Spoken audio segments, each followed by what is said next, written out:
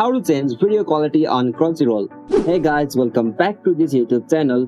Today I will show you that how can you change video quality on Crunchyroll. So let's get started. On this process, at first you'll have to open Crunchyroll with your account on any browser. Okay, so after you open the Crunchyroll, you'll have to scroll down and choose any anime to watch. So simply I will select this one. Okay, tap on play.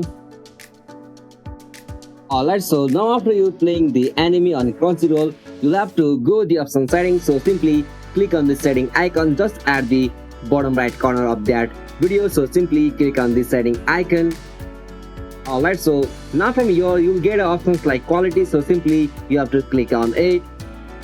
Alright, so from here you can change the video quality of your video on Crunchyroll. So you can change your quality from 240p to 1080p. So now from here you can easily change the video quality on Crunchyroll. So this is the easiest and simplest method.